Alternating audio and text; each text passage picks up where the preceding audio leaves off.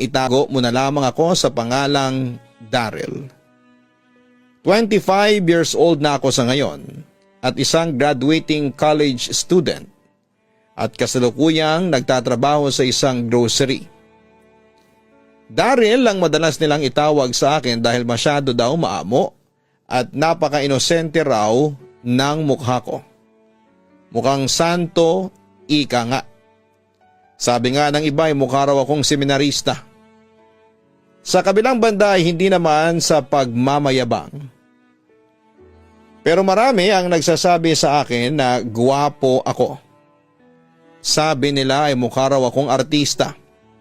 Minsan ay nagugulat lamang ako sa tuwing nagbubukas ako ng Facebook dahil santambak ako ng friend request at personal messages. Ako naman syempre ay magiliw na nakikipagkaibigan sa kanila. Hindi naman kasi ako suplado, bagkus ay personal pa ako nagpapasalamat sa kanila dahil sa paghangang ibinibigay nila sa akin. Papadudot simula pa lamang na magkamalay ako. Alam ko na isa akong lalaki. In short, straight. Mabilis akong humanga sa mga babae. Although maraming nagsasabi na mukha raw akong santo, kabaliktaran ako ng nakikita nila. Isa akong wild at liberated man. Siguro'y nagagawa ko ito dahil nasa ibang bansa ang mga magulang ko. Wala namang pakialam sa akin ng tsuhin at tatay-tatayan ko.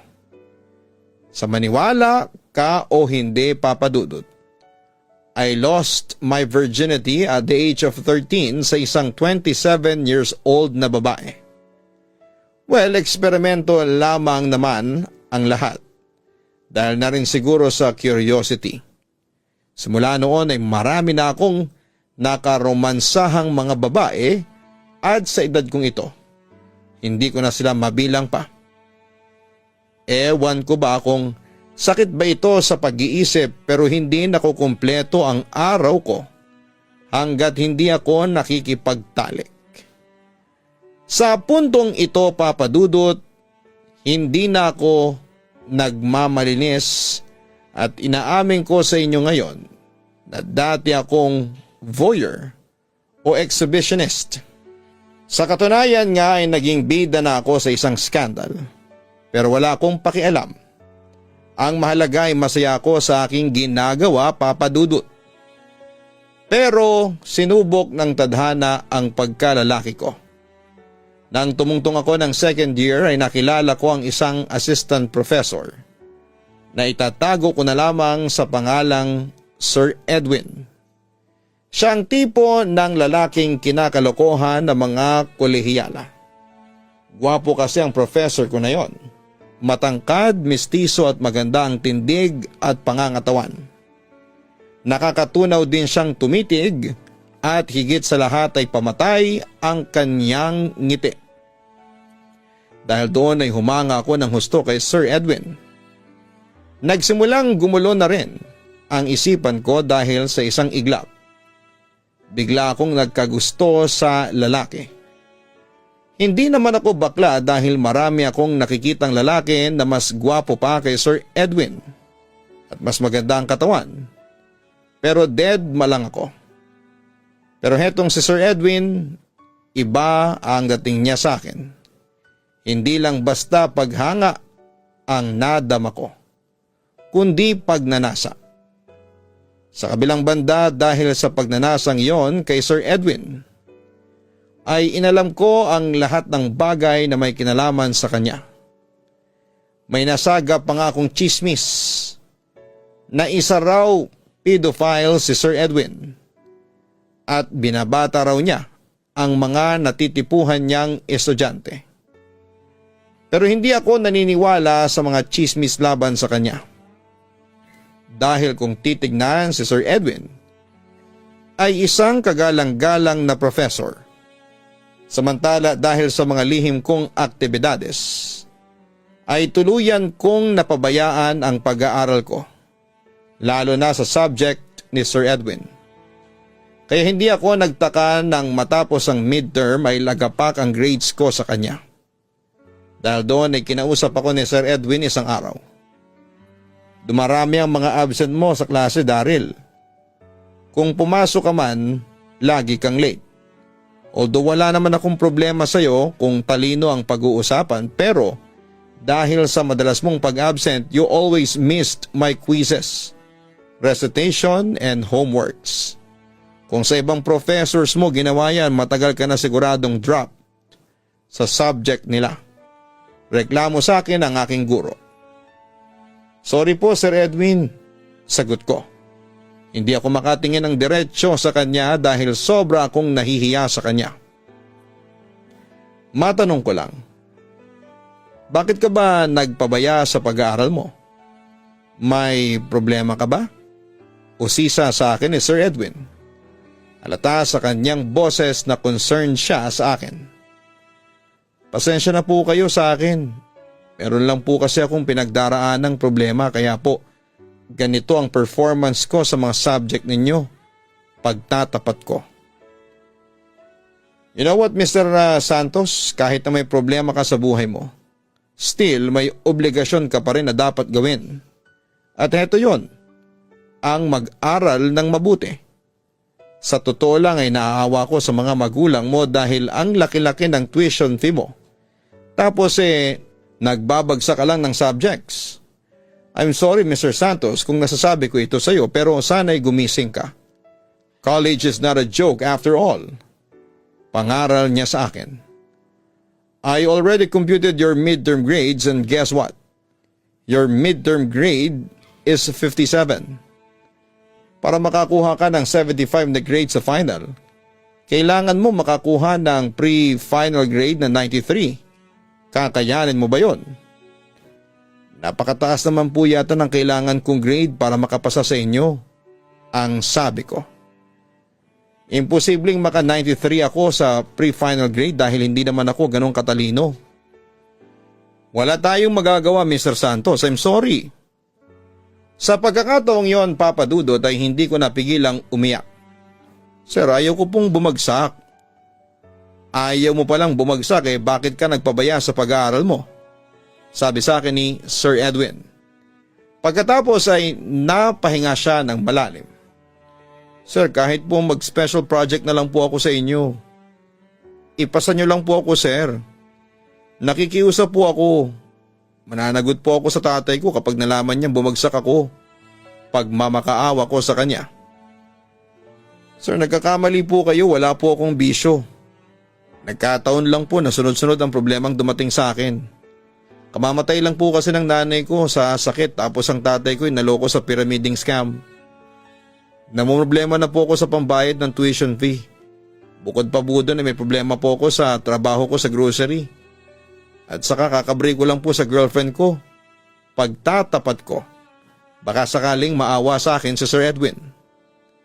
But the bottom line here is, kung may problema ka sa buhay mo ay huwag mong dalhin dito sa eskwelahan.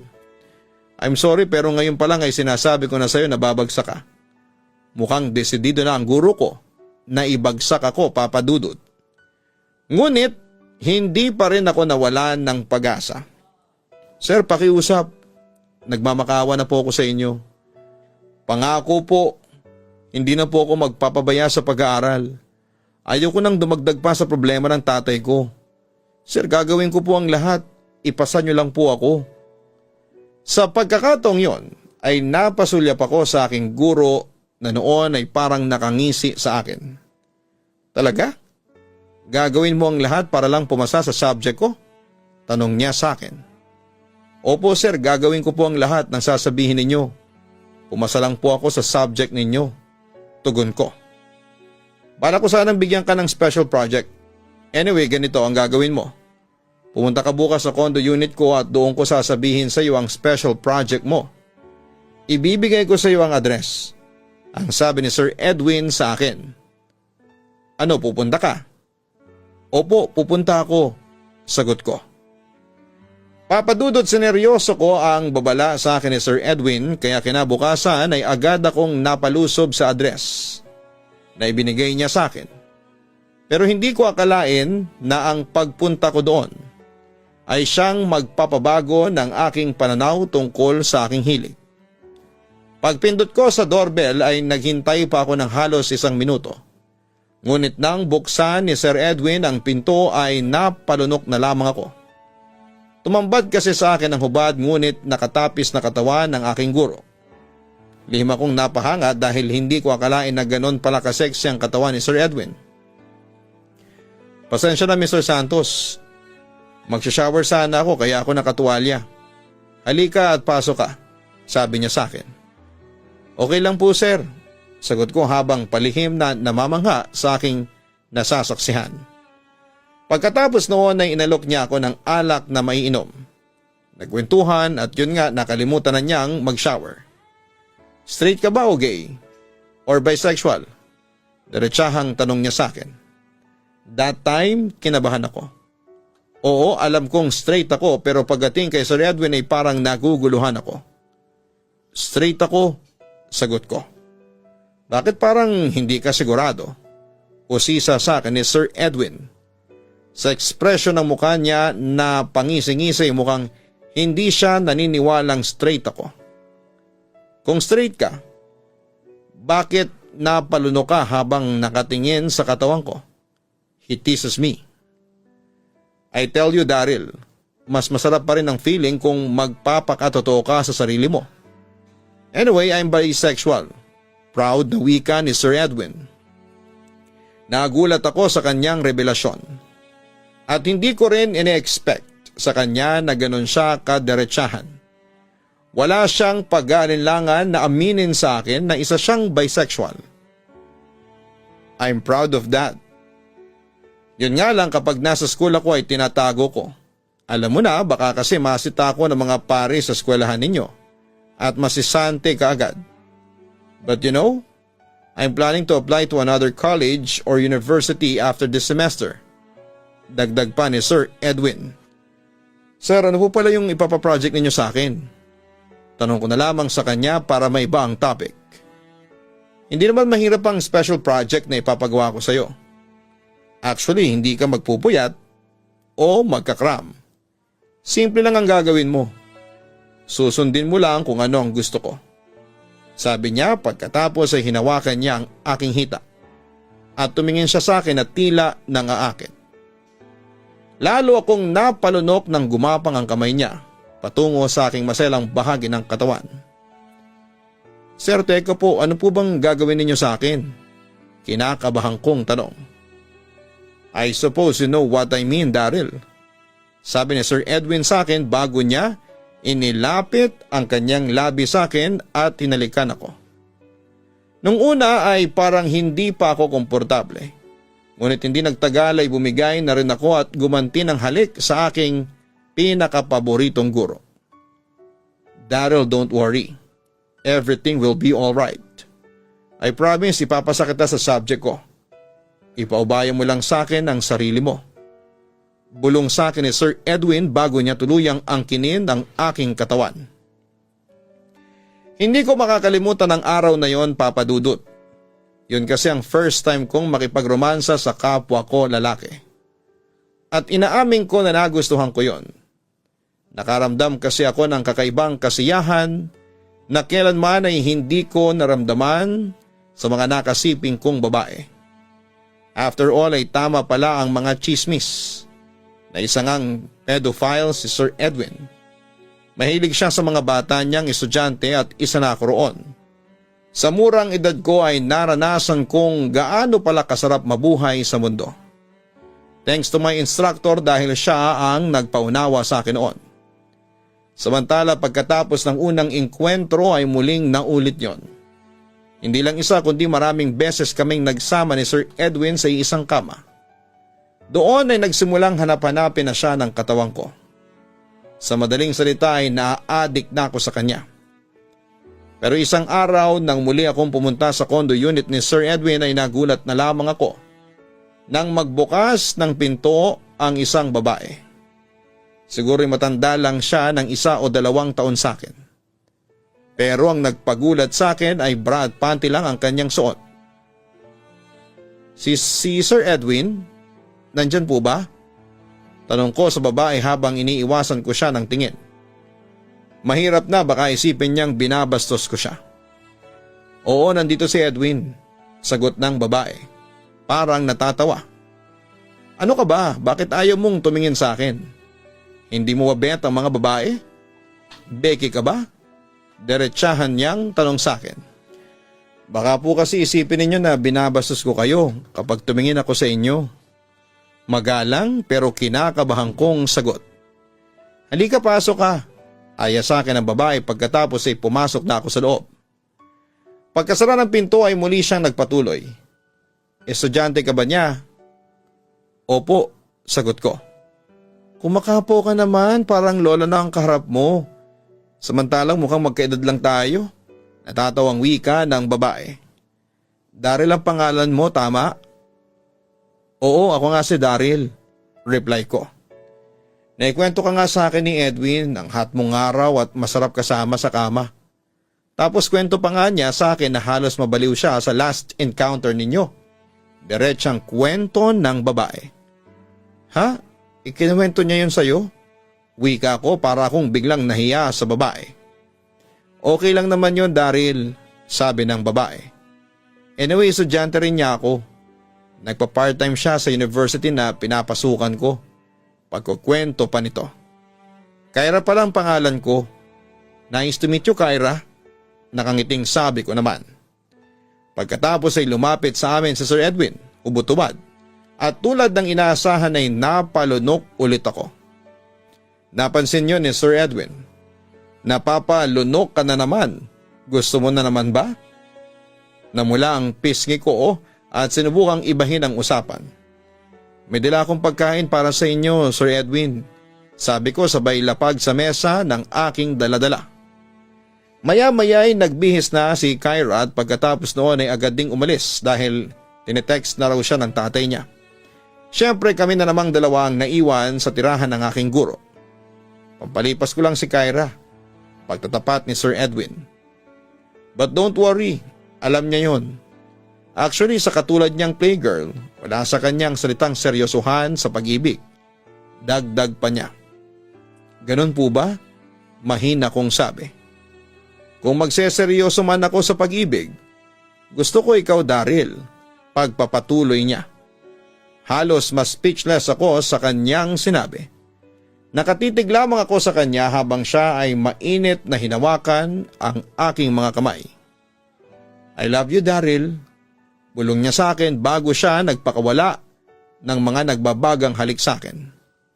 Simula noon, Papa Dudut ay officially naging magkarelasyon na kami ni Sir Edwin. That point I realized na mahal ko na siya. Kaya upang patunayan ang pagmamahal ko sa kanya, ay binigay ko sa kanya ang buo kong katawan. Sinigurado kong hindi ako magkukulang sa kanya kaya lahat ng klaseng pagmamahal ay ibinigay ko sa kanya. At ganoon din siya sa akin. Pero ang hindi ko namamalayan ay masyado kong sineryoso ang pag-ibig ko kay Sir Edwin. Simula na maging kami ay naging possessive ako sa kanya at madalas akong magselos tuwing may inaakit siyang babae o lalaki na mas bata o mas matanda sa akin. Maski nga si Kyra ay hindi ko na pinapupunta sa condo unit niya. On the other hand, inunawa na lamang ako ni Sir Edwin at madalas niyang iparamdam sa akin kung gaano niya ako kamahal. Pero sa isang relasyon ay hindi talaga maiiwasan ang pagdating ng mga pagsubok. Tulad na lamang isang araw habang duty ako sa grocery ay natanaw ko si Edwin na may kasamang lalaki. Magka-holding hands silang dalawa. Nakaramdam ako ng insecurities dahil gwapo, matangkad at mas maganda ang katawan ng lalaking kasama ni Edwin. Papadudot aaminin kong nakaramdam ako ng matinding selos. At gusto kong sugurin at pagsusuntukin ang lalaki. Samantala tila natanaw ako ni Edwin kaya lumapit ito sa akin kasama ang lalaking kasama niya. Bakit hindi mo ako ipakilala sa kasama mo? Sino ba siya, Edwin? Usisa ko. Halatang nagsiselos ako noon ng mga oras na yon.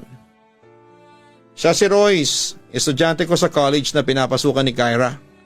At saka may pinag-uusapan lang kaming mahalagang bagay. Ang sabi ni Sir Edwin sa akin, pagkatapos ay bumaling naman siya sa lalaking kasama. Royce, siya si Daryl, estudyante ko rin. Papadudot na inis ako sa pakilala sa akin ni Sir Edwin. Estudyante? Hindi man lang niya ako pinakilala bilang boyfriend niya. Halos nag-init ang pisngi ko sa sobrang selos. Tila nakahalata naman si Royce. Nagpaalam siya sa aking boyfriend. Sir Edwin, mauna na po ako. May pasok pa po kasi ako bukas ng umaga. Okay Royce, you may go now, mag-ingat ka. Sabi ni Sir Edwin sa lalaki bago ito umalis. Samantala hinintay na ako ni Sir Edwin sa grocery hanggang sa matapos ang shift ko. Muli niya akong dinala sa kanyang tirahan. Nagpaalam naman ako sa aking ama, hindi muna ako uuwi ng bahay. Pagpasok pa lang namin ni Sir Edwin sa kanyang condo unit ay padabog akong umupo sa kanyang sofa. Ano nangyari sa'yo? Tanong sa akin ni Sir Edwin. Sino si Roy sa buhay mo? Diretsang tanong ko. Estudyante ko. Sagot niya. Halatang may iniiwasan siyang mapag-usapan. Estudyante mo rin naman ako, hindi ba? Estudyante na lover mo. Teka. Huwag mo sabihin sa akin na nagsiselos ka. Sabi niya sa akin. Daryl, huwag mo namang pagselosan pa si Royce. Hindi kita ipagpapalit doon. Assurance niya sa akin. Sige, para mawala na ang pag-alinlangan mo. Ipaparamdam ko ulit sa'yo kung gaano kita sinasamba, Daryl. Papadudot nakakatawa man pero inaamin ko na nagselos talaga ako sa lalaking yon. Although ng mga panahong yon ay tiwala ako na hindi mangangaliwa si Sir Edwin, ay nakaramdam pa rin ako ng pag-aalinlangan. Lalo na't alam ko sa aking sarili na mas lamang si Royce kesa sa akin. At saka kung titignan sa mga kilos niya, mukhang mas agresibo siya sa sex kesa sa akin. Talo na ako pagdating doon, papadudot, kaya hindi ko maiwasang ma-insecure kay Royce. Sa kabilang banda ay palaging kinakampante ni Sir Edwin ang loob ko na kahit kailan ay hindi niya ako ipagpapalit kay Royce. Siyempre agad naman akong naniwala dahil bakas ko naman sa kanyang boses ang sincerity na ako lamang ang mamahalin niya at wala nang iba pa. Ngunit kahit na anong gawin kong pagtitiwala kay Sir Edwin, ay hindi ko pa rin maiwasang pagdudahan siya. Napapansin ko kasi sa mga kinikilos niya noon na patuloy siya sa pag-flirt sa estudyante niyang si Royce. Labis akong nagwo-worry noon dahil sobra ko nang sineryoso ang relasyon namin ng professor ko. Papadudot lalo pa akong nasaktan nang madiskubre ko sa cellphone ni Sir Edwin na nakikipagpalitan siya ng message sa messenger sa lalaking yon. At ang sama pa, panay love quotes at personal messages na may I love you ang nababasa ko. Doon pa lang ay halos gumuho na ang mundo ko. Walang araw at gabing hindi ako umiiyak dahil sa sobrang pagmamahal ko kay Sir Edwin. Pero sa halip na kumprontahin ang partner ko ay minabuti ko na lamang na kimkimin ito. Samantala isang gabi ay muli na naman akong natulog kasama si Sir Edwin. Pero that time ay tahimik lamang ako. Napansin niyo ng aking boyfriend kaya agad niya akong tinanong. Naninibago ako sa mga kinikilos mo, Daryl. May problema ka ba? Sa pagkakaalam ko wala ka namang bumagsak na subjects ngayong semester.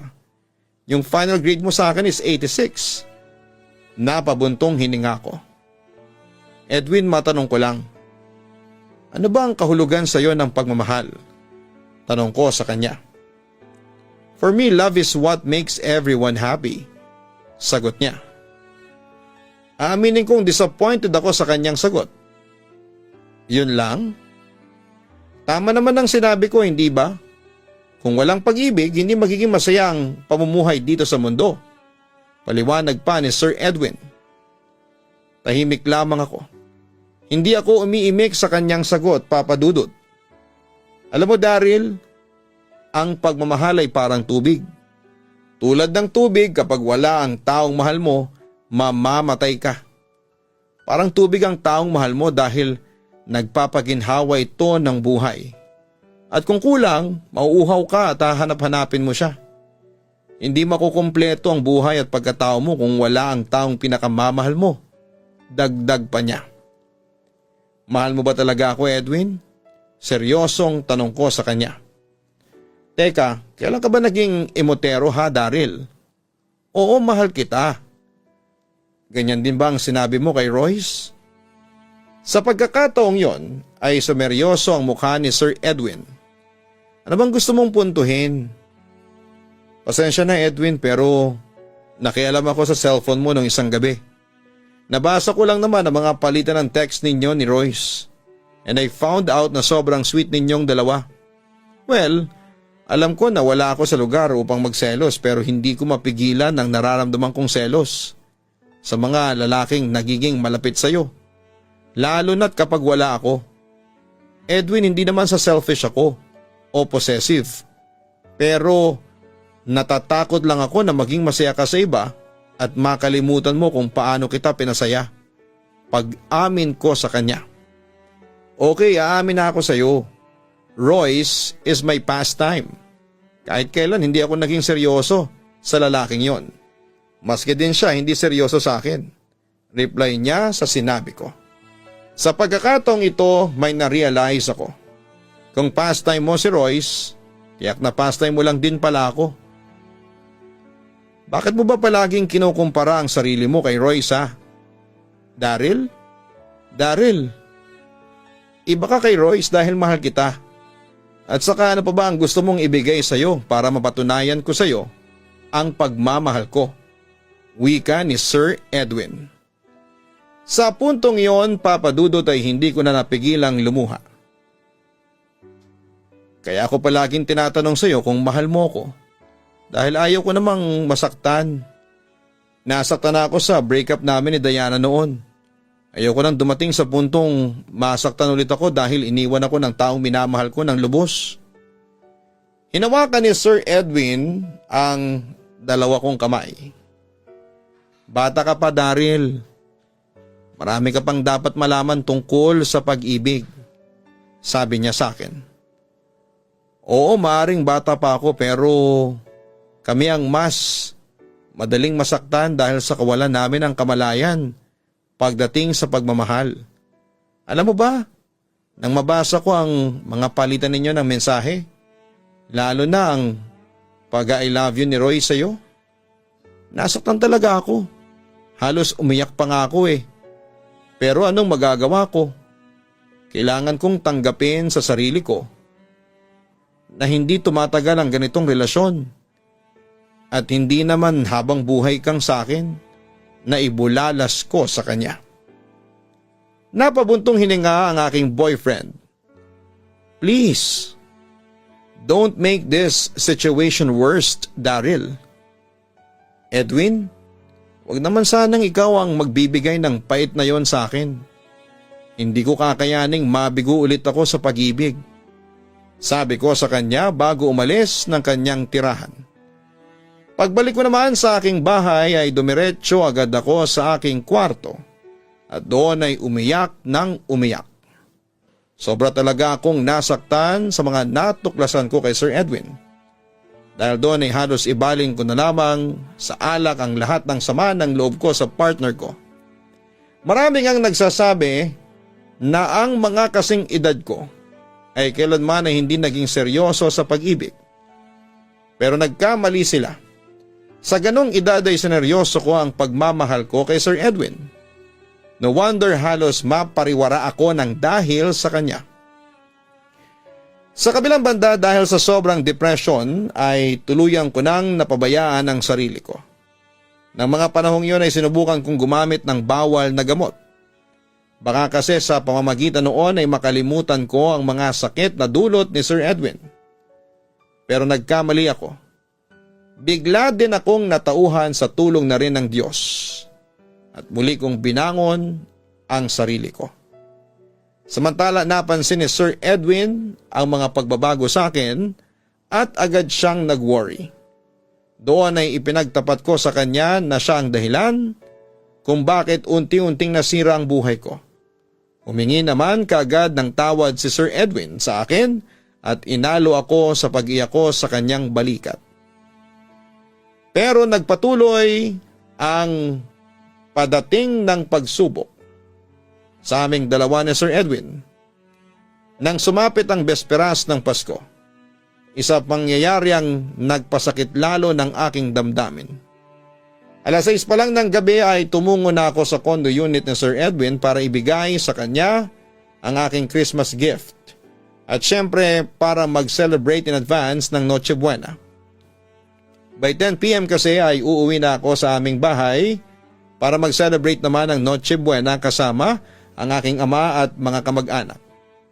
Excited akong nag-doorbell pero nang bumukas ang pinto ay tumambad sa akin si Royce na nakasuot lang ng trunks. Anong ginagawa mo dito? Una kong tanong sa kanya. Nagpa-party lang kami ni Sir Edwin. Daryl, halika. Pumasok ka. Sagot ni Royce sa akin. Nang isara ni Royce ang pinto ay lumapit naman si Sir Edwin na hubot-hubad. Edwin, bakit nandito si Royce? Usig ko sa aking boyfriend. Pero sa halip na si Sir Edwin, si Royce ang sumagot. Bala kasi naming mag-celebrate ng Pasko habang alam mo na, nakahanda na nga yung video kami. Ano? Nasambit ko dahil sa pagkadismaya. Gusto mo jumoin ka sa amin ni Sir? Ano, threesome tayo? Suhestyon pa ng damuhong si Royce. Sa puntong yon ay nagsalita na rin si Sir Edwin. Total Pasko naman Daryl. Halika't samahan mo kaming magsaya ni Royce. I'm sorry pero hindi ako baboy. Galit na sabi ko. Sumabay na rin si Royce sa pagkairita ko. Teka, ano bang problema mo Daryl? Buti pa nga at sinasama ka namin sir sa kasiyahan. So gusto ninyong palabasin na utang na loob ko pa na isali ninyo ako sa kababuyan ninyo? Kung ayaw mo di wag, sigaw ni Royce sa akin. At dahil sa napikon ako ay 2 suntok sa mukha ang inabot niya sa akin. Gumante rin si Royce ng suntok sa akin. Si Sir Edwin naman ang umawat sa aming dalawa. Tama na yan. Huwag na kayong mag-away sa harapan ko. Galit na rin si Sir Edwin sa nangyari. Napansin ko namang tumulo ang dugo sa aking ilong. Nadali pala ito ng suntok ni Royce. Sa pagkakataong yon ay hindi ko na napigilang umiyak, Papa Dudut. Akala ko ba Edwin tayo lang dalawa? Akala ko ba mahal mo ako? Kung mahal mo talaga ako, bakit mo ako ginaganito? Daryl, we're just having fun, sabi naman ni Sir Edwin. Ganon? Fun lang ba sa'yo ang pag-ibig? Fun lang ba sa'yo ang sex? Pues hindi ako. Sigaw ko. Alam mo Sir Edwin, malaki ang paggalang ko sa'yo dati pero dahil sa eksenang ito, na-realize ko na hindi ka pala kagalang-galang. Wala kang karapatang husgahan ako Daryl, galit na wika ni Sir Edwin.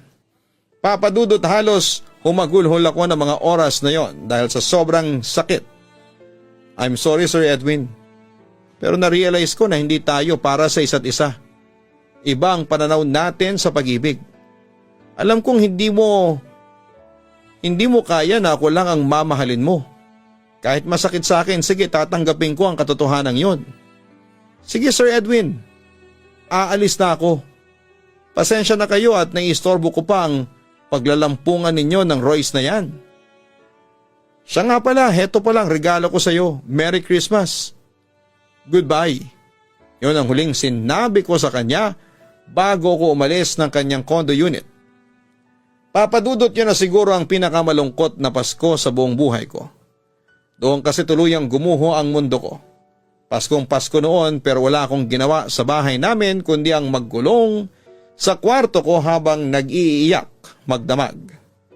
From there I realized na baka karma lang ang nangyari sa akin dahil naging mapaglaro ako sa pag-ibig noon. Simula ng eksenang yon ay tuluyan nang nasira ang buhay ko. Napabayaan ko ng pag-aaral ko at tuluyang bumagsak sa mga grades ko na naging dahilan upang tumigil ako sa pag-aaral. Nalango din ako sa bisyo tulad ng alak at bawal na gamot. Ginawa ko lang yon dahil masyado akong nasaktan sa mga ginawa sa akin ni Sir Edwin. at gusto ko lang makalimot. Dumating din sa puntong nagtangka akong magpakamatay sa pamamagitan ng pagbigde. Pero nailigtas ako ng tatay-tatayan ko. Sa mga problema ko ay naging sandigan ko sa lahat ng problema ko ang tatay-tatayan ko. Ipinagtapat ko sa kanya ang tungkol sa kasarian ko at sa relasyon namin ni Sir Edwin. Buti naman at naunawaan ako ng tatay-tatayan ko at sa halip ay binigyan niya ako ng payo. Tinulungan niya ako na muling makabangon sa pagkakadapa sa putikan. Noong unay nahirapan akong mabura sa isipan ko si Sir Edwin. Kahit na anong gawin kong pagkalimot ay aminado akong mahal ko pa rin ang lalaking yon. Hanggang sa muling nag-cruise ang landas namin ng one of those ni Sir Edwin na si Kyra. At dahil ako ang may trabaho sa amin at ako ang lalaki, nilibre ko si Kyra sa isang sikat na coffee shop. Doon ay nagkwentuhan kami at ipinagtapat sa akin ni Kyra na huminto siya ng pag-aaral kasi buntis siya. At ang ama ng kanyang dinadala ay walang iba kundi si Sir Edwin. Tinanggihan ni Sir Edwin ang anak namin at hindi raw niya kami pananagutan. Kwento sa akin ni Kyra na halos maiyak din dahil sa nangyari sa kanya. Inamin din niyang minahal din niya si Sir Edwin pero nang magsawa ito sa kanya ay para siyang basahan na itinapon. Sa sobrang awa at konsensya na rin ay humingi ako ng tawad kay Kyra. Dahil alam kong ako ang dahilan kaya tinalikuran siya ni Sir Edwin. Hiwalay na kami ni Sir Edwin, ang sabi ko sa kanya. At ikinuwento ko nga sa kanya ang nangyari sa amin noong Pasko. Hindi ka na makikipagbalikan sa kanya? Usisa sa akin ni Kyra. Tumango lamang ako bilang tugon. Papadudot sa pamamagitan ni Kyra na-realize ko na hindi ko na dapat mahalin si Sir Edwin. Mas nararapat si Kyra dahil si Sir Edwin ang ama ng kanyang dinadala. Bukod sa mahal na mahal pala ni Kyra ang partner ko, on the other hand ay minabuti ko na lamang na lumayo kay Sir Edwin bilang bahagi ng pag-move on ko. Tinanggal ko ang anumang uri ng komunikasyon sa kanya tulad ng cellphone, email at Facebook. Nag-decide din akong manirahan na lamang sa probinsya namin sa Cavite dahil madalas akong guluhin ni Sir Edwin sa bahay namin. Lumipas ang ilang buwan ay unti-unti na akong nakamove on sa mga problema ko. Doon na rin ako sa Cavite nagpatuloy ng pag-aaral. Nagbago na rin ako ng lifestyle. Pinanindigan ko na ang pagiging mukhang santo ko. Tinalikuran ko ang anumang uri ng makamundong pagnanasa. At sa halip ay nanumbalik ako sa Diyos. Naging volunteer din ako ng isang organisasyon ng mga kabataang naglilingkod ng simbahan at community. Sineryoso ko na ulit ang pag-aaral ko at nang matapos ang first semester ay laking gulat ko nang maging Dean's Lister ako. Pero syempre, hindi maiwasang dumating ang mga pagsubok sa buhay. Isang araw ay hindi ko akalain na magkukrus ulit ang landas namin ni Sir Edwin sa isang lugar sa Cavite. Pinilit niya ako makipagbalikan sa kanya. Pero humindi na ako. Ayoko nang balikan ang nakaraan at ayoko na ulit masaktan ng dahil sa kanya. Yes, Papa Dudut, isinarado ko na ang aklat ng pag-iibigan namin ni Sir Edwin. Although nasasaktan pa rin ako ay tinitiis ko yon. Kailangan ko kasing tanggapin na mali ang relasyon namin at kailanman hindi tatagal ang ganong klase ng relasyon. Noong una ay hindi matanggap ni Sir Edwin na hanggang doon na lamang ang relasyon namin. Pero dahil sa pakiusap ko ay natanggap din niya ito kinalaunan. Nagpakalayo-layo na rin siya at kailanman ay hindi na kami nagkita pa. Sa ngayon, Papa Dudut ay totally naka-move on ako. Simula nang nagbalik loob ako sa Diyos, ay naging tahimik na ang buhay ko. Sunod-sunod na rin ang swerteng dumating sa akin. Sa ngayon ay working student ako sa isang grocery sa loob ng mall dito sa Cavite. Meron na rin akong girlfriend sa ngayon. Ang pangalan niya ay Joanna Marie. Masaya ako sa piling niya kasi napakabuti niyang tao. Sa totoo lang ay siya na ang gusto kong mapangasawa after kong graduate ng college. Papa Dudut, hanggang dito na lamang ang kwentuhan natin. Muli ay nagpapasalamat na rin po ako sa pagkakataong ibinigay mo sa akin. Sana kung papalarin ay gusto ko sanang ma-meet ka ng personal. idol kasi kita. Sa mga listeners mo naman dyan, tandaan na ang pag-ibig ay hindi isang laro, kundi isang responsibilidad. At sa mga tao na gustong magbagong buhay, sinasabi ko sa inyo ngayon na hindi pa huli ang lahat. Tandaan na ang pagbabalik loob sa Diyos ang tanging nakapagbibigay sa inyo ng tunay na katahimikan at kasaganahan. More power sa inyo, Papa Dudut, at sa mga masisipag na tao sa likod ng inyong successful na programa sa YouTube. God bless po. Lubos na gumagalang, Daryl. Maraming salamat sa pagbabahagi mo ng iyong kwento ng buhay at pag-ibig. Nakakalungkot na nahulog ka sa isang mapagsamantalang tao tulad ni Edwin. Sinamantala niya ang iyong kahinaan to his advantage.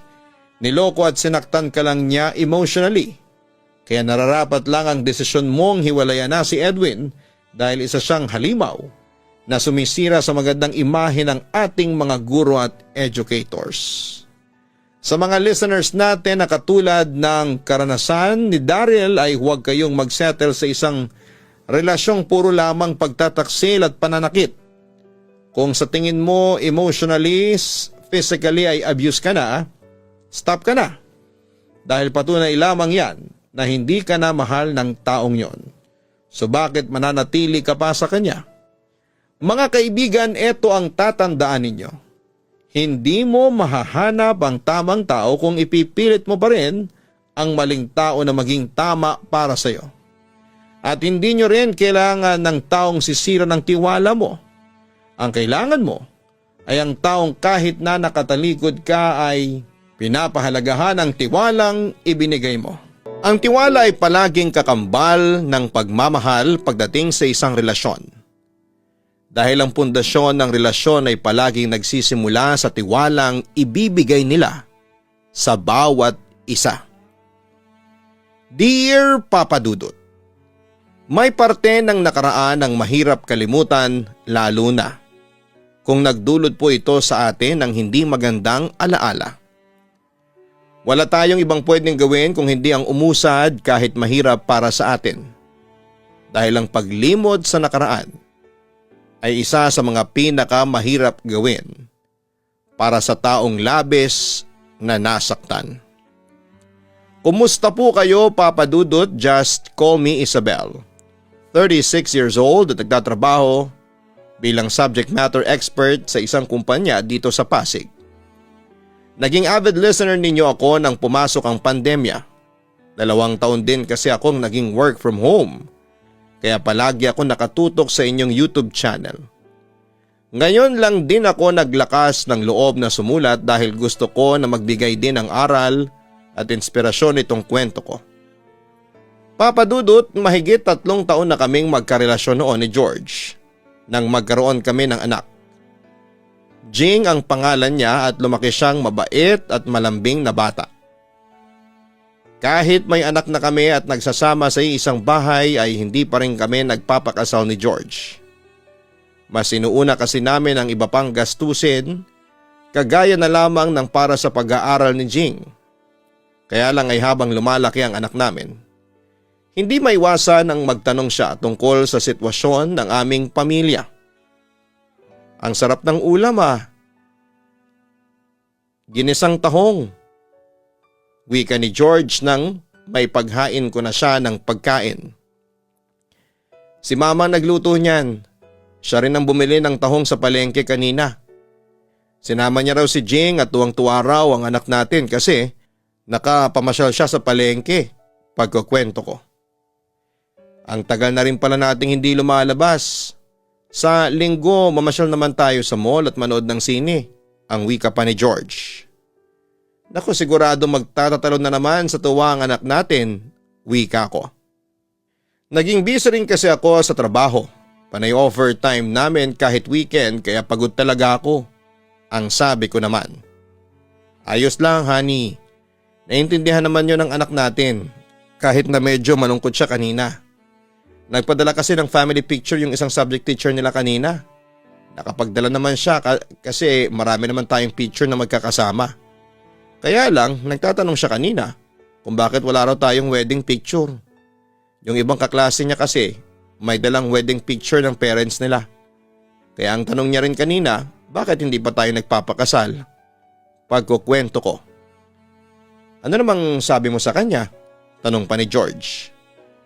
Ang sabi ko, marami pa kasi tayong dapat na unahin. Saka parang kasal na rin naman tayo kasi magkasama na tayo sa isang bahay. At ang pinakamahalaga sa lahat ay masaya tayo na magkakasama sa bahay na ito. Ayun, naintindihan naman daw niya yon kasi masaya raw siya na magkakasama tayo. Hindi kagaya ng ibang kaklase niya na magkahiwalay ang mga magulang. Saka matalinong bata si Jing. Mabilis siyang makakaintindi ng mga bagay sa paligid niya. Ayun nga lang minsan napapatanong na lang din siya gawa ng mga kaklase niya. Tugon ko. Huwag ka mag-alala, honey. Darating din tayo dyan.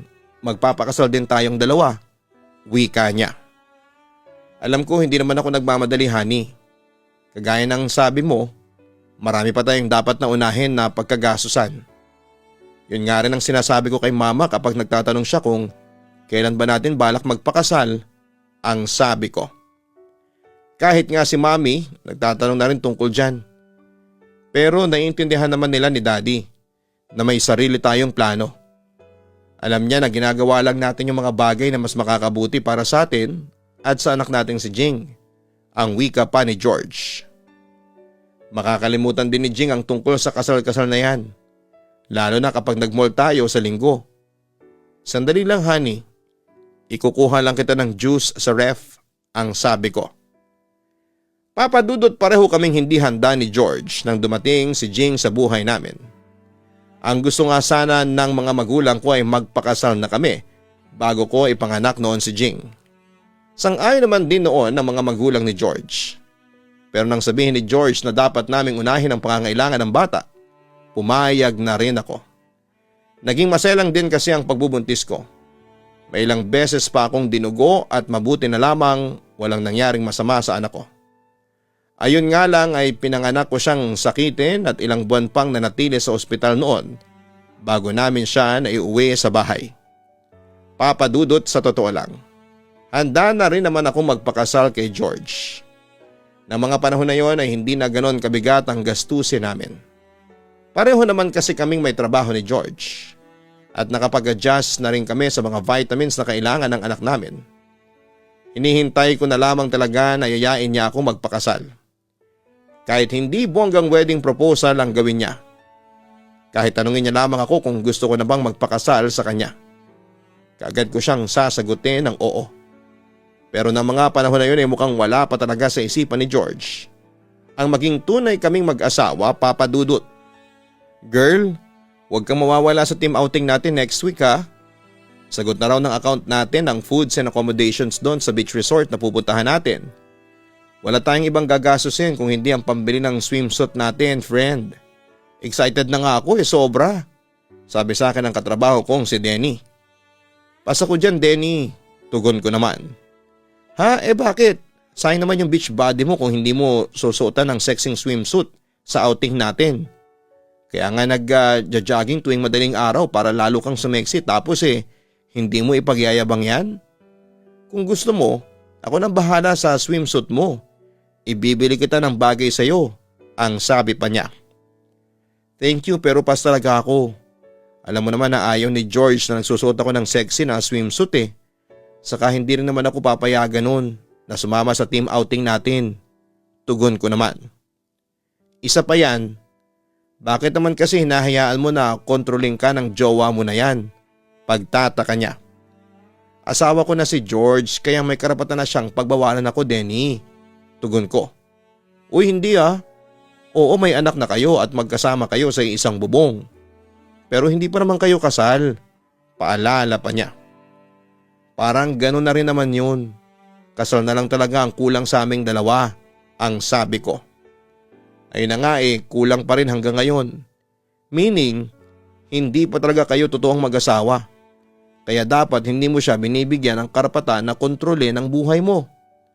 Actually, kahit nga kasal at totoong mag-asawa na kayo, hindi mo pa rin siya dapat hinahayaan na gawin yan sa'yo. Aba, napakarami niyang ipinagbabawal na gawin mo ha. Magsuot ng miniskirt, fitted na blouse, sumama sa gimikan namin. Saka pati na tong team outing, bawal ka rin sumama. Yung totoo, Isabel, ano ka ba ni George? Partner niya o preso niya? Ang sabi pa ni Denny. Ganoon lang talaga si George. Pinoproteksyonan niya lang ang relasyon naming dalawa. Ang wika ko naman. Ang sabihin mo masyado lang siyang possessive. At ikaw naman, hinahayaan mo siya na maging ganon. Kaya akala niya okay lang na kinokontrol ka niya. Basta Isabel ha, next week pa naman ang team outing natin. Kaya sana'y makasama ka. Ang wika pa niya. Papadudot galing sa medyo conservative na pamilya si George. Kaya nga nagulat din noon ng mga magulang niya nang malaman na magkakaanak na kami. Kasi kilala nila si George na maingat sa relasyon at marespeto sa mga babae. Medyo magkabaliktaran nga kaming dalawa, lalo na pagdating sa ugali at pananamit. Bago ko maging boyfriend si George ay mahilig akong gumimik at magsuot ng mga sexy na damit. Malakas din akong uminom ng alak kahit pa madali akong malasing. Si George naman yung tipo ng lalaki na walang hilig sa gimikan. Kapag nagde-date kami, madalas na gusto niya lang sa tahimik na lugar. Kagaya ng restaurant, park, beach o kaya kahit sa apartment lang niya. Gusto niya na raw kasi na kapag magkasama kami ay parang kami lang ang tao sa mundo. Para mas maiparamdam namin ang pagmamahal sa isa't isa.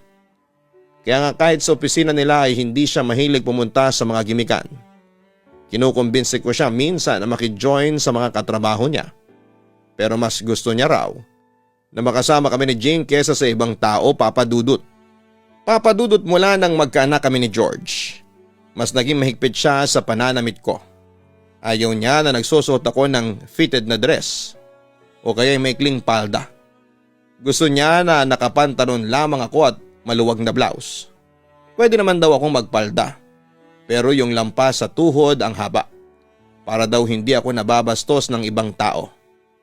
Alam ko noon na pinoproteksyonan niya lamang din ang relasyon naming dalawa. Sinubukan ko pang magpaalam kay George na sasama ako sa team outing namin, Papa Dudut, kahit malakas ang pakiramdam na hindi niya rin naman ako papayagan. Nilambing ko pa siya noon. Naglinis ako ng bahay at nagluto ng masarap na pagkain para sa kanya. Kasunod ang pagpapaalam na may team outing kami at gusto ko sanang sumama. Pero kagaya nga ng inaasahan ko ay hindi niya ako pinayagan. Sinabi niya na wala naman daw ako mapapala kung sasama ako sa team outing na yon. At baka may ibang katrabaho pa raw ako na pumorma sa akin. Kaya sa pagtalunan namin ang bagay na yon ay hindi na nga lang ako sumama sa mga kaopisina ko, Papa Dudut. Uy, grabe, ang ganda naman ng miniskirt nito. Wika ko nang mabuksan ko ang regalo sa akin ni Denny na miniskirt. Ang ganda ng kulay, no? Color blue tapos may belt ng kasama yan. Ang wika naman ni Denny. Oo, gustong-gusto ko yung kulay at design. Wika ko. Ang ganda nga niyan, Isabel, parang bagay din sa akin. Natatawang sabi ng kaibigan naming si Kiko. Sira, hindi ka naman nagsusuot ng miniskirt. Singhal ko sa kanya. Isa kasi siyang bisexual pero hindi naman siya nagsusuot ng mga pambabae na damit. Naku, siguraduhin mo lang na isusuot mo yan ha, sabi pa ni Kiko. Tama si Kiko, susuotin mo yan ha, bagay yan sa'yo. Kasi ang ganda at ang kinis pa ng legs mo, ang sabi pa ni Denny. Yun na nga iniisip ko baka hindi ako payagan ni George na isuot ito. Baka kasi maiklian siya masyado. Kapag nakita niya ng suot ko to, ang wika ko. May ganyang palda rin ako kaya nasukat ko na. 2 inches above the knee lang yan, kaya sigurado namang papasin na yan sa jowa mo. Ang wika pa ni Denny. Saka Isabel, hindi sa lahat ng oras dapat may approval ni George ang isusuot mo. Hindi mo naman kailangang magpakamanang para lang irespeto ka ng ibang tao. Nasa kilos at pananalita mo pa rin yun. At wala sa pananamit. Kaya wag mong sinasanay si George na pinapakialamanan pati ang mga damit na gusto mong isuot. Ang singit pa ni George. Papadudot, malaki nga siguro ang nagbabago kapag nagkaroon ka ng anak at asawa. Malaki ang kailangan mong baguhin sa sarili mo. Pero kasama ba talaga doon yung mga bagay na gusto mong gawin sa buhay? Kagaya nga ng nabanggit ko kanina ay mahilig talaga akong magsuot ng mga sexy na damit. Hindi naman yung sexy na tipong mababastos na ako. Gusto ko lang talaga na medyo fitted sa katawan ang dress o blouse. Saka maikli ang palda ko na hindi lalampas sa tuhod. Mas magkakaroon kasi ako ng confidence sa sarili ko sa ganung pananamit na ginagawa ko. Nung wala pa akong anak ay sinasabihan ako ni George na iwasan ang mga ganung damit, papadudot.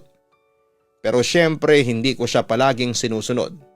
Kaya lang nang magkaanak na nga kami ay mas naging kontrolado na niya ang buhay ko.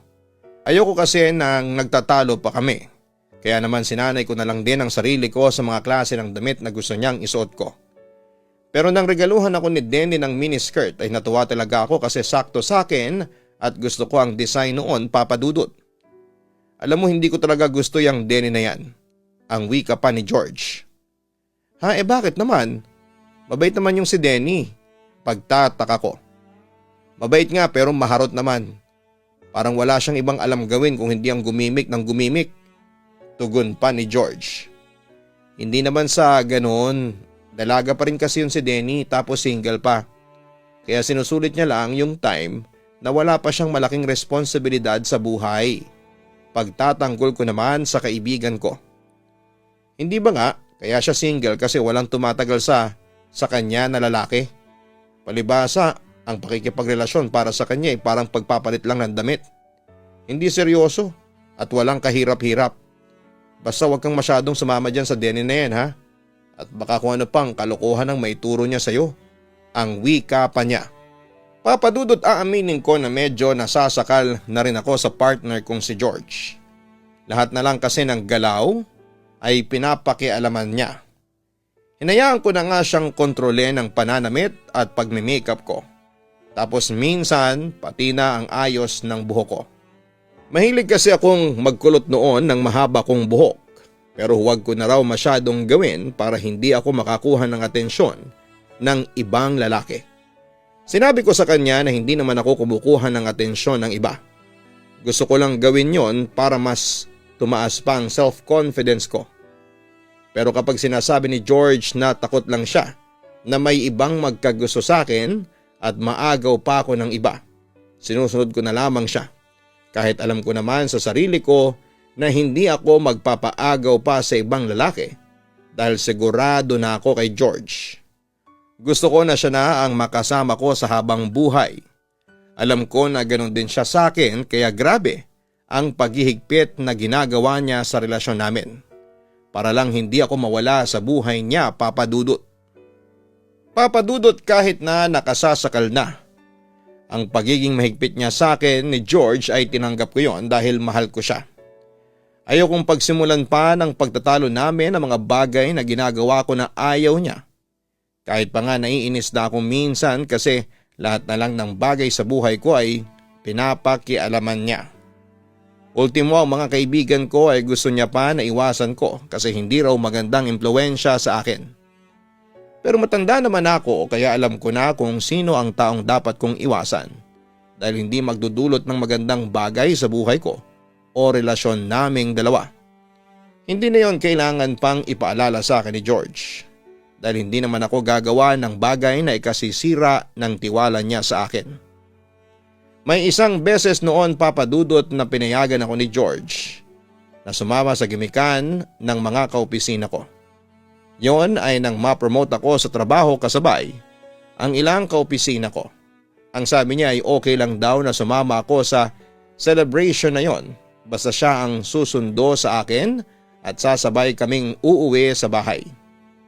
Natuwa naman ako dahil gusto ko talagang pumunta sa party na yon na para sa aming mga bagong na-promote na empleyado.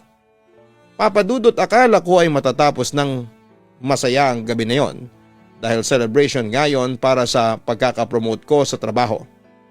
Ang tagal ko ring hinintay ang promotion na yon at akala ko ay hindi na darating pa sa akin. Kasi uso rin talaga ang palakasan sa opisina namin. Kaya hindi ko na rin napigilan ng maluha. nang i-announce ng manager namin na sa wakas ay tumaas na ang posisyon ko sa opisina pagkalipas ng ilang taon. Yun din ang dahilan kung bakit pinilit ko si George na payagan akong sumama sa celebration na yon pagkatapos ng trabaho namin sa opisina para mas maramdaman ko ang pagkakapromote ko. At nang payagan niya ako ay na-excite ako. Kaya naman nag-ayos talaga ako, hindi para magpapansin sa ibang lalaki, kung hindi para mas tumaas ang confidence ko at maipakita sa lahat na deserve ko ang promotion na yon. Pero nasira ang gabing yon nang dahil sa partner kong si George, Papa Dudut. Hindi naman yon ang unang pagkakataon na nakita niya si Kiko at alam niya na bisexual ang kaopisina ko na yon. Kaya nagulat talaga ako nang suntukin niya ito at pagbintangan pa na nilalandi ako nang bumeso ito sa akin. Nang maawat ko ang pagsugod ni George kay Kiko ay kaagad na kaming sumakay ng kotse. Wala kaming imikan hanggang sa makauwi kami ng bahay. Si Mama ang nagbukas ng pinto at naramdaman niyang may tensyon sa aming dalawa. Kaya sinabi niya na matutulog na siya. Tulog na rin daw noon ang anak naming si Jane kaya ginamit ko ang pagkakataon na yon para kausapin ang masinsina ng partner ko. George, walang mali siya yung pagbeso sa akin ni Kiko.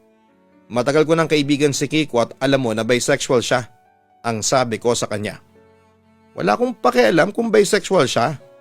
Ang point dito, hindi ka dapat nagpapahalik sa ibang lalaki. Saka bakit ba ganyan ang makeup mo ang kapal? At bakit nakasuot ka ng ganyang klaseng palda? Napakaikli, sigaw pa ni George. George, hindi pa naman kita ang underwear ko sa miniskirt na to. Malapit pa nga sa tuhod ang haba nito. Gusto ko lang i-appreciate itong binigay sa akin ni Denny kaya ito ang sinuot ko, no? Sagot ko. Ang sabihin mo gusto mo lang magapansin sa mga lalaki. Kaya na makeup ka ng makapal. Nagsuot ka ng ganyang miniskirt at pumunta sa resto bar na yon para makuha mo ang atensyon ng ibang lalaki at madala ka nila sa… Biglang huminto sa pagsasalita si George. Pinigilan ang sarili sa nais sabihin. Madala saan? Ano George? Bakit hindi mo ituloy ang gusto mong sabihin? Sige na, ilabas mo na lahat ng galit mo sa akin. Ito naman talaga yung punot dulo ng lahat ng pagsiselos at paghihigpit na ginagawa mo sa akin, hindi ba? Sunod-sunod na sabi ko. Tama ng pag-uusap na to. Bukas na lang tayong mag-usap kasi gusto ko na magpahinga talaga. Pag-iwas pa niya. Hindi, walang magpapahinga sa atin hanggat hindi natin pinag-uusapan yang kinikimkim mong galit sa dibdib mo. Wika ko. Wala na nga tayong dapat na pag-usapan, Isabel. Tapos na to kaya tama na. Wika niya. Akala ko rin tapos na. Pero bakit ganoon George? Bakit paulit-ulit ka na lang na ganyan? Akala ko ba napatawad mo na ako? 10 taon na yun. 10 taon na mula nang magkamali ako ng isang beses. Naiiyak na sabi ko. Isang pagkakamali na kahit kailan ay hindi na mabubura pa. Dahil nagbunga ang ginawa mong kasalanan. Isabel, hindi mo naman masisisi kung bakit nagkakaganito ako ngayon. Kasi ako yung nasaktan mo. Ako yung niloko. Ako yung iniputan sa ulo. Pero tinanggap ko lahat. Niluno ko yung pride ko at nagpakatatay ako sa batang hindi ko naman kadugo. Sigaw niya sa akin. So sinusumbat mo na sa akin lahat ngayon? Yun din ba ang dahilan kung bakit hanggang ngayon hindi mo pa ako pinakakasalan? Alam mo George, sana hindi mo na lang inako yung responsibilidad ng pagiging tatay sa anak ko. Hindi naman kita pinipilit na balikan ako eh. Pag-iyak ko. Ginawa ko yon kasi mahal kita. Kaya ginusto kong ayusin ang lahat sa ating dalawa. Tugon niya. Kung gusto mo talagang ayusin ang lahat sa atin, bakit hindi mo subukang ibigay ulit sa akin ang tiwala mo? Kasi ako paulit-ulit kong sinusubukan na mabuo ulit ang relasyon natin. Kahit hirap na ako. Kahit sobrang pagod na ako kasi parang binabaliwala mo lang lahat ng effort ko. Ang wika ko. Hindi lang naman ikaw ang nahihirapan. Ang sabi niya. George, alam ko naman na ako talagang may kasalanan dito. Hindi ka magkakaganyan kung hindi dahil sa isang gabi na pagkakasala ko noon sa relasyon natin. Pero binalikan mo ako. Tinanggap mo ako at pinanghawakan mo yung sinabi mo na magsisimula ulit tayo. Kaya lang kung palagi na lang tayong ganito, kung palagi ka na lang ganyan na hindi marunong magbigay ng konting tiwala sa akin, mabuti pa ay tapusin na natin talaga lahat ng ito. Naiiyak na sabi ko. Isabel? Saad niya. Pagod na ako, George. Pagod na akong maging sunod-sunuran sa'yo para lang makuha ulit ang tiwala mo. Ayoko na, tama na. Kasi mukhang wala na rin talagang patutunguhan ng relasyon natin. Magpakatotoo na lang tayo sa isa't isa. Tapusin na natin ang lahat ngayon. Ang wika ko sa kanya. Papadudot 3 taon na kaming magkarelasyon ni George at nagsasama na rin kami noon sa isang bubong nang makagawa ko ng isang napakalaking pagkakamali. Naka-out of town siya dahil sa trabaho niya at ako lang ang mag-isa noon sa apartment. 2 linggo akong walang kasama kaya nagagawa ko lahat ng gusto ko. Sumakto noon na nagbakasyon ang malapit sa amin na best friend ko noong high school na si Mika. Galing siya sa US at certified na gimikera. Sinamahan ko siya sa pag-gimik niya habang nandito siya sa Pilipinas. At doon na nga ako nakagawa ng isang malaking pagkakamali. Papadudot na lasing ako nang minsang mag-bar kami ni Mika.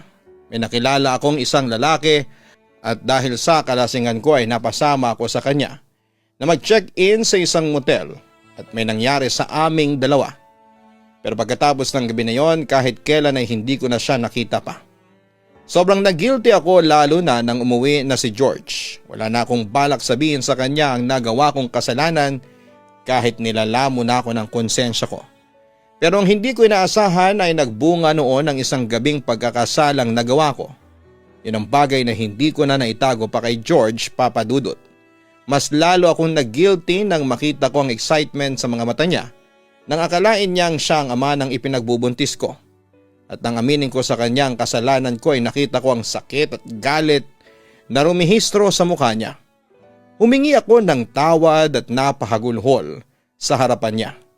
Handa na rin akong tanggapin ang gagawin niyang pakikipaghiwalay sa akin pero hindi ko inaasahan ang sabihin niya na handa niyang tanggapin ang bata at muling ayusin sa amin ang lahat.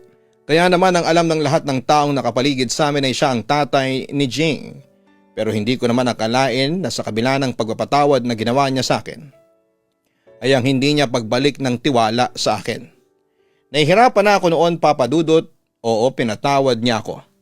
Tinanggap niya ang anak ko sa ibang lalaki pero hindi naman niya magawang ibigay sa akin ang buong tiwala niya. Oo, alam ko na mahirap yon gawin kasi niloko ko siya at nagbunga ang ginawa ko na panloloko na yon. Pero sana'y hindi niya na lamang inako ang responsibilidad sa anak ko kung patuloy niya lang akong pahihirapan. Kaya naman kinabukasan noon ay umalis kami ni Jing at mama sa apartment na yon. Dala mga importanteng gamit namin ay umuwi muna kami sa bahay ng ate ko. Papadudot 1 linggo rin noon ang lumipas nang sunduin kami ni George sa bahay ng ate ko. Ayoko sanang sumama sa kanya pabalik ng apartment niya pero humingi siya ng sorry sa akin. At isa pang pagkakataon na ayusin namin ang relasyon naming dalawa. Pagkakataon na ayoko sanang ibigay pero hindi ko na pinagdamot dahil mahal ko si George. Ang pagkakataon na hindi na namin sinayang pareho dahil tinupad na ni George ang pangako niya na pagbibigay ng tiwala sa akin. Sa ngayon, Papadudot ay 5 taon na kaming kasal ng asawa kong si George. At masasabi ko na totoong isang masayang pamilya na kami, lalo na at nagkaroon na rin ng kapatid si Jing. Malaking aral din talaga ang naibigay sa amin ng mga nangyari noon sa buhay namin. Nang pagpapatawad ay madalas nakakambal ng pagtitiwala. Mahirap ibigay pero kailangan para muling maayos ang isang relasyon. Dito na rin po nagtatapos ang sulat ko, Papadudot. Yours truly, Isabel. Sadyang napakahirap ibigay ang pagpapatawad lalo na sa taong naging dahilan ng matinding pighati sa ating buhay. Pero pinakamahirap yung kalimutan ang sakit na iniwan sa atin ng taong sobra nating pinahalagahan. Pero tandaan sana natin na sa oras na tayo ay magbigay ng kapatawaran, kailangan din nating matutunan na muling ibigay ang pagtitiwala. Hindi naman natin kailangan na madaliin ang lahat ng proseso. Pero dapat nating pag-aralan kung paano unti-unting limutin ang sakit ng isang kasalanan para kahit papaano ay magawa nating makausad mula sa mapait na alaala ng kasalanang nagawa sa atin.